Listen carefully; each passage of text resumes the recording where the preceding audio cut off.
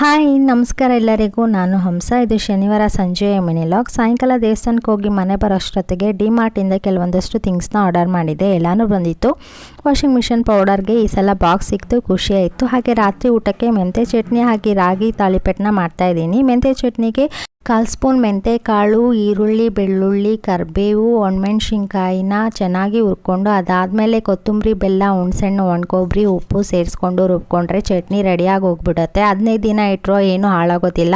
ಹಾಗೆ ತಾಳಿಪೆಟ್ಟು ಮಾಡೋದಕ್ಕೆ ಜಿಗಿ ಮಾಡ್ಕೊಳ್ತಾ ಇದ್ದೀನಿ. ಬಿಸಿನೀರಿಗೆ ಹಿಟ್ಟಾಕಿ ಕಲಿಸ್ಕೊಂಡು ಅದಕ್ಕೆ ಸಬ್ಸಿಗೆ ಸೊಪ್ಪು, ಈರುಳ್ಳಿ, ಕ್ಯಾರೆಟು, ಮೆಣಸಿನ್ಕಾಯಿ, ಕೊತ್ತಂಬರಿ, ಕರಿಬೇವು ಹಾಕಿ ಚೆನ್ನಾಗಿ ನಾದ್ಕೊಂಡು ಈ ಥರ ಹೋಳಿಗೆ ಶೀಟಲ್ಲಿ ಉತ್ಕೊಂಡು ಮಧ್ಯದಲ್ಲಿ ಒಂದು 5-6 ಹೋಲ್ ಮಾಡಿ ಬೇಯಿಸ್ಕೊಂಡ್ರೆ ಅದ್ಭುತವಾದ ಸಬ್ಸಿಗೆ ಸೊಪ್ಪಿನ ರಾಗಿ ತಾಳಿಪೆಟ್ಟು ರೆಡಿ ಆಗುತ್ತೆ. ಜೊತೆಗೆ ಮೆಂತ್ಯ ಚಟ್ನಿ ಆಹಾ, ಬಿಸಿದು ಒಂದು 2-3 ಆದರೂ ಆರಾಮಾಗಿ ತಿನ್ಬೋದು. ಜೊತೆಗೆ ಸ್ವಲ್ಪ ಮ್ಯಾಂಗೋ ಹಾಗೆ ಪುಳಿಯೋಗರೆ. ಇದಾಗಿತ್ತು ಶನಿವಾರದ ಮಿನಿ ಲಾಗ್.